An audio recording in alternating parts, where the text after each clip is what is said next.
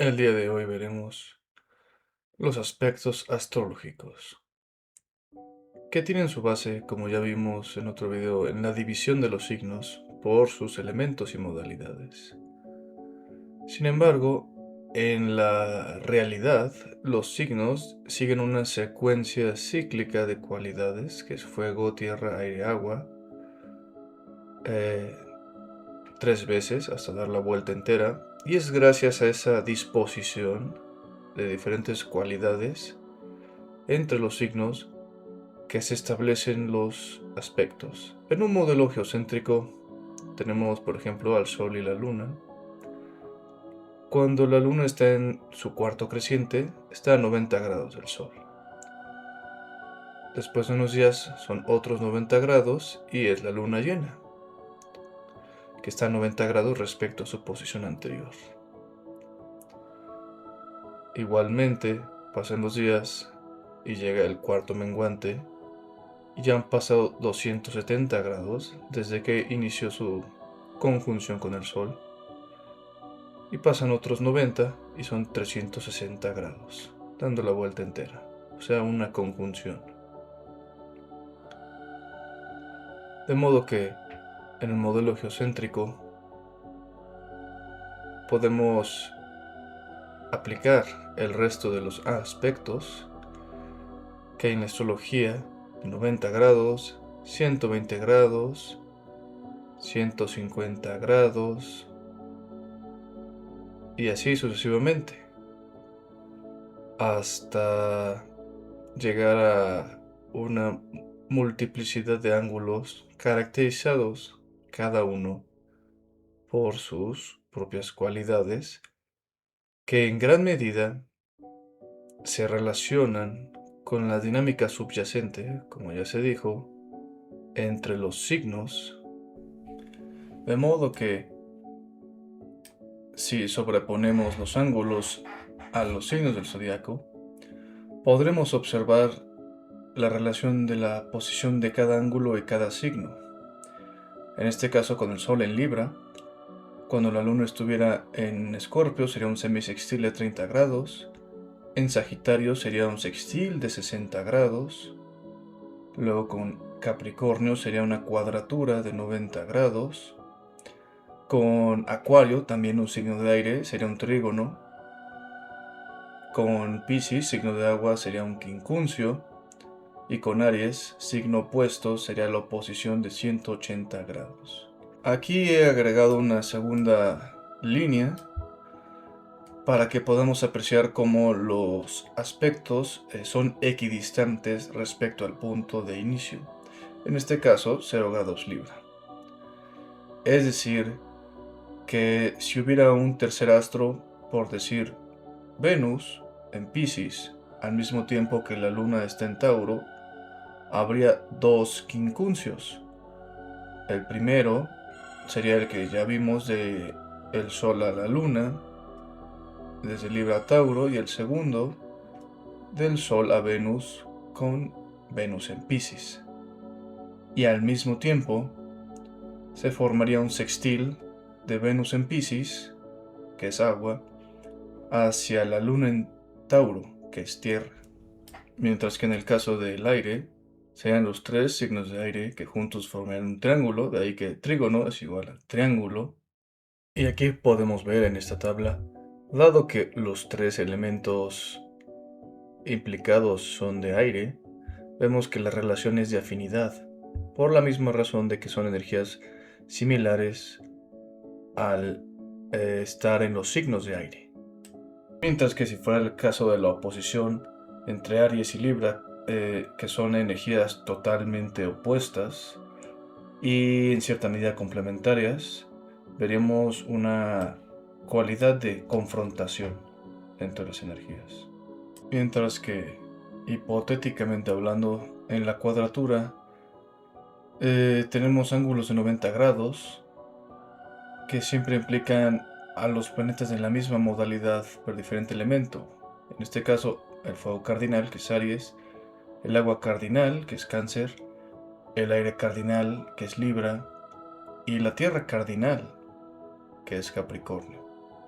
De modo que estas energías, siendo todas cardinales, se encuentran en una dinámica de desafío de una contra la otra, generando una energía tensa y de movimiento.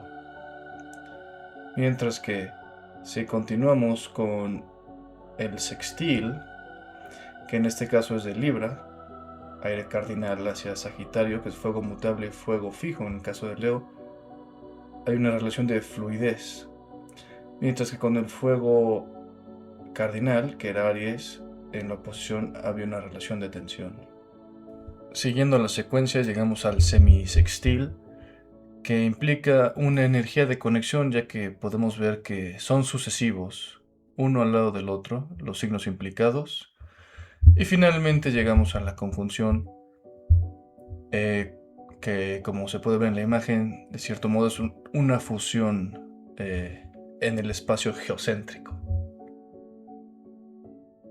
Así que podemos ver que desde la teoría astrológica hay cierta similitud con las cualidades de los aspectos en los procesos históricos. Sin embargo, hay mayor detalle y mayor uso de palabras clave, por lo que pasemos a ver ejemplos para dejar esto bien claro.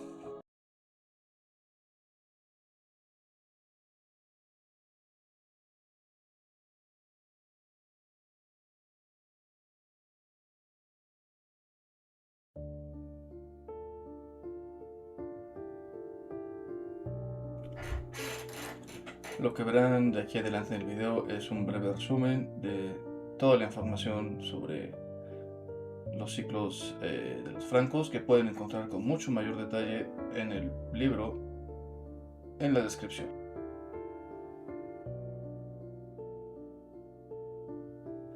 Comencemos por la conjunción Neptuno-Plutón, que es el momento en el cual, después de que ocurriera el periodo de las migraciones de las tribus germánicas tras las invasiones de los hunos que los fueron desplazando, Roma les permitió asentarse.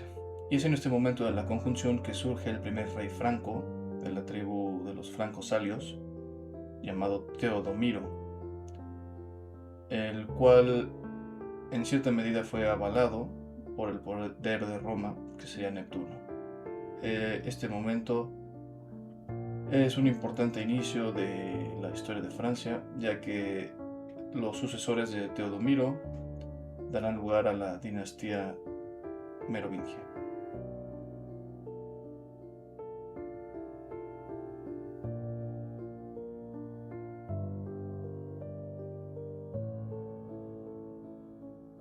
Durante este siguiente aspecto del semisextil, el siguiente rey franco, Clodión, estableció la continuidad del poder en su familia, que sería Neptuno en Cáncer, con su hijo Meroveo, de donde surge el nombre de la dinastía de los merovingios. Esto es importante en el aval o legitimidad del poder, siendo Neptuno el aval y el poder Plutón, ya que además de que Roma ya avalaba a este rey, ahora la continuidad del poder está avalada dentro de su propia gente, es decir, el reino franco, los pobladores francos, al establecerse esta continuidad dentro de una familia. Esto es importante porque el derecho para gobernar era solo pasado por los descendientes de los reyes en ese momento y contexto.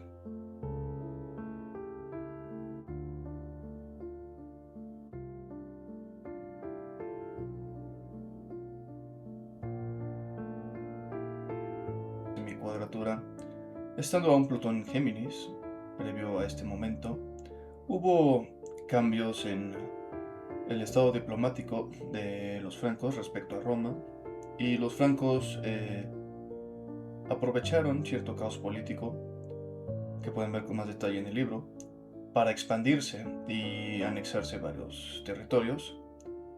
Llegado este momento de la semicuadratura, Roma, que sería Neptuno, en cuanto al aval del poder en cierta medida, exigió al rey Franco que fungiera como oficial militar del Imperio Romano a cambio de validar las anexiones de estos territorios.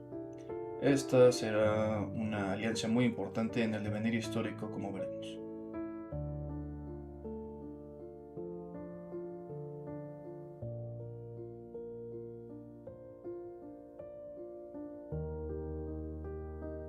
Tras establecerse la dinámica en la cual el rey Franco sería un oficial militar de Roma, en este periodo del sextil, entre Plutón en Leo, que significa liderazgo, y Neptuno en Libra, que significa establecer alianzas, se establecieron dos grandes bandos, uno liderado por Roma y otro por la tribu de los visigodos. Los francos estuvieron del lado de Roma en esta batalla, la cual fue muy importante, ya que definió ciertas dinámicas de la política continental a largo plazo.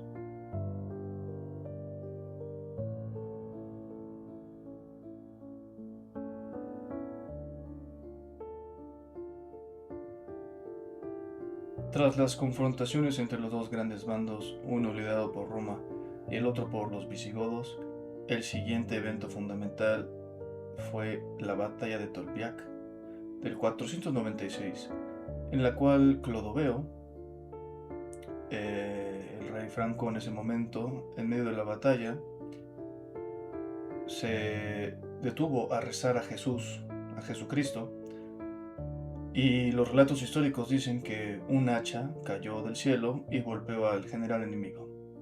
Después de estos hechos, Clodoveo y sus seguidores se convirtieron al cristianismo, lo cual dio inicio a una nueva etapa en la historia de los francos, además de que el rey Franco ahora gozaba de mayor legitimidad entre la población cristiana a lo largo de la Europa continental. Sin embargo, después de esta conversión religiosa se dio una etapa de tensión respecto a los cultos paganos, de modo que Clodoveo y sus seguidores se dispusieron a luchar contra los credos paganos para eliminarlos.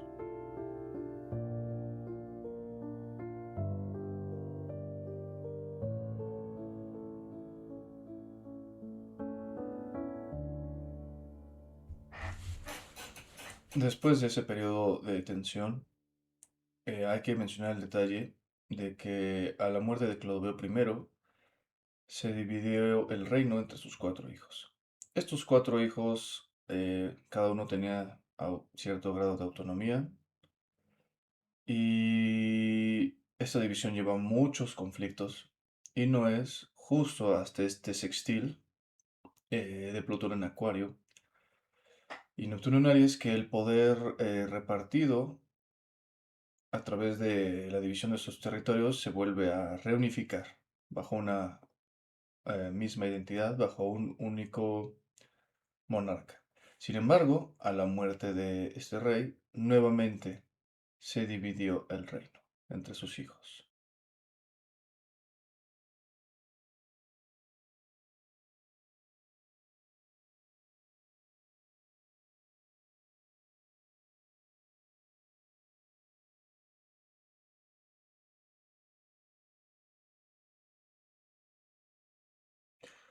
Tras la división de los reinos ocurrida durante el aspecto anterior, se dieron unos años de desarrollo hasta que comenzó el conflicto entre los hermanos reyes de cada fracción del reino, dando lugar a las querellas merovingias, las cuales fueron una serie de conflictos que dividieron el reino y lo dejaron en un estado muy caótico, que es Plutón en Piscis, en el cual participaron extranjeros, los nobles cambiaron de un lado a otro de alianza, lo cual es Neptuno en Géminis, y los religiosos tuvieron mucha relevancia. Es un periodo largo y caótico sobre el que pueden leer más detalles en el libro y no terminó hasta el siguiente trígono con el Edicto de París.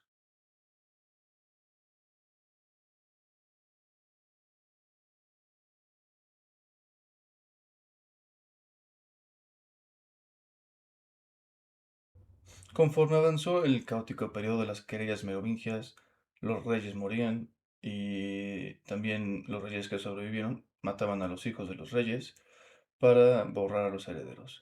Esto dejaba a los niños en el gobierno y por lo que con Neptuno en Cáncer entraron mujeres a este conflicto al punto de que en el 596 en la batalla de Droisi, Fredegunda y Brunegilda, cada una de bandos opuestos, estuvo al frente de tropas.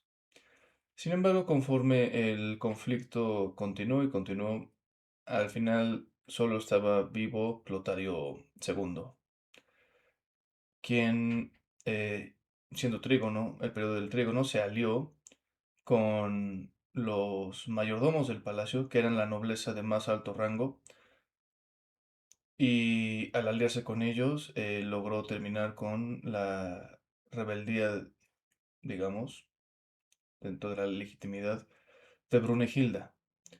Y así dio fin el periodo de la querella merovingia.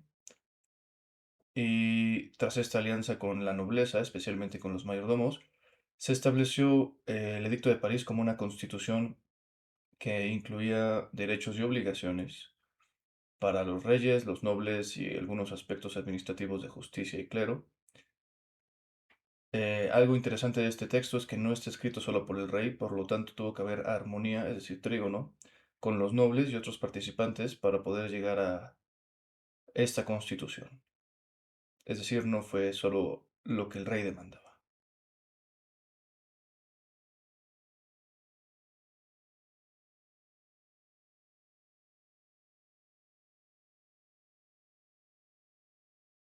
Durante esta sesquicuadratura de Neptuno en Virgo a Plutón en Aries, se establecieron dinámicas poco favorables que generaban tensión entre el rey y los nobles mediante la figura de los títulos de inmunidad, los cuales dificultaban el acceso a tierras, es decir, Virgo, a los nobles, facilitándola, por el contrario, a los reyes.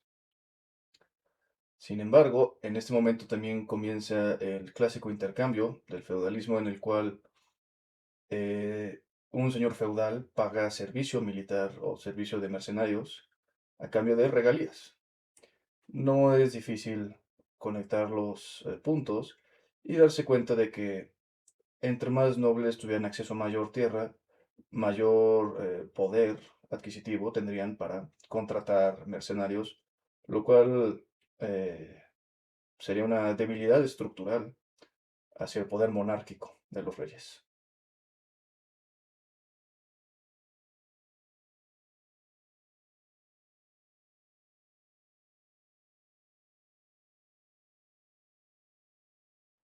En este periodo del quincuncio, siendo Dagoberto I el único rey vivo, pasó a gobernar en alianza con los nobles que eran sus cercanos aliados. Recordemos que el quincuncio es una energía de desviación o alejamiento, y en este caso, Dagoberto, al gobernar con estos cercanos, se alejó del resto de la nobleza. Esto fue generando la tensión subyacente, ya que al morir Dagoberto, sus dos hijos de 3 y 5 años pasaban a estar en los tronos. Sin embargo, la administración y el poder realmente estaba en las manos de los nobles que se lo arrebataron a estos niños. Entre las legislaciones cambiaron que el rey ya no pudiera heredar el trono por patrimonialidad como se había haciendo desde hace varios siglos, causando luego conflictos. Y comenzaron a centralizar el poder en sí mismos mediante cambios en la regulación, que es Neptuno en Libra, siendo Libra las leyes. En este momento los mayordomos del palacio acumulan mucho poder, que será un componente fundamental en la oposición que veremos a continuación.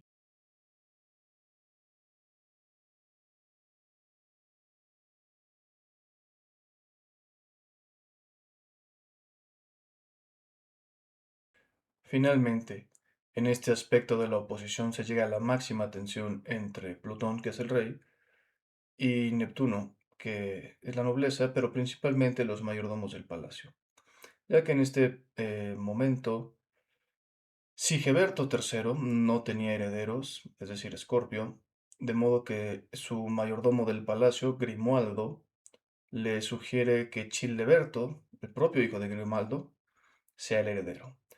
De modo que a la muerte de Sigeberto, su hijo Childeberto sube al trono. Sin embargo, sucederán muchos asesinatos y combates entre reyes y mayordomos, y entre mayordomos y otros mayordomos, para que al final el mayordomo Pipino II pase a ser el mayordomo de todo el reino franco, colocando a Teodorico III como su rey títere, validando su poder.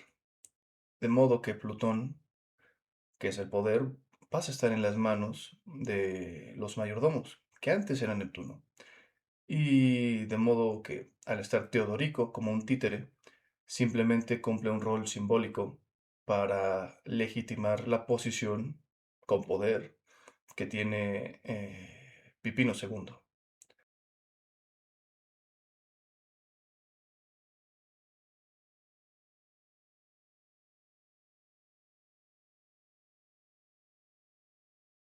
Y ahora, después de ese momento de la conjunción, hacemos un salto temporal hasta el siguiente trígono, dejando en medio más combates y muchos temas que pueden leer en el libro. Sin embargo, este momento del trígono es ideal para ilustrar, ya que el trígono se desarrolla en signos de diferentes calidades. Como veremos, primero ocurren signos de fuego. En este momento ocurre una guerra civil entre los descendientes de los reyes y los descendientes de los mayordomos. Fue el último estertor de los reyes merovingios.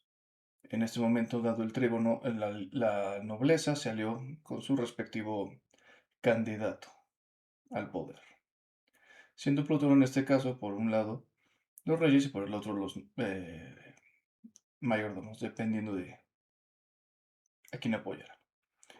Al final de esta guerra civil, Carlos Martel se mantuvo y poco después el Islam llegó hasta Francia, ya habían pasado por la península hispánica y en el 721 comenzaron los combates contra el Islam, que naturalmente llegaron a la unificación del reino al ser todos cristianos, teniendo un enemigo extranjero común.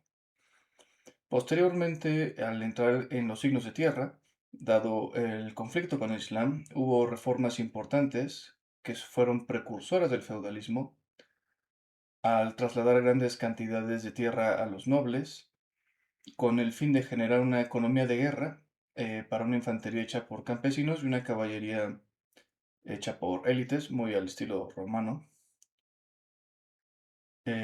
Finalmente, eh, sin amenazas y con todo el apoyo de la gente,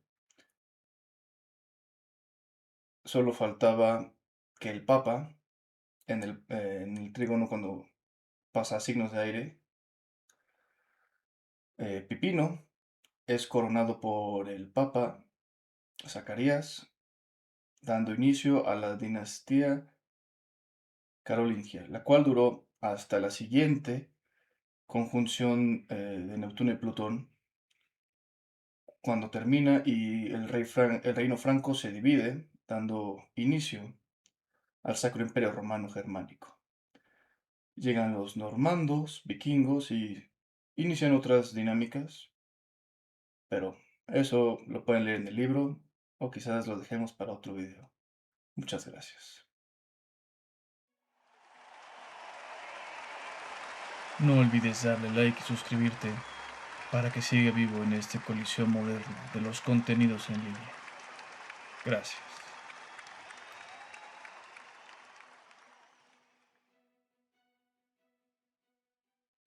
Si te ha gustado el video, no dudes en conseguir tu copia de mi libro, Como es arriba, es abajo, el cual explora patrones en la historia, y en base a lo visto, concluye con predicciones sobre las décadas por venir.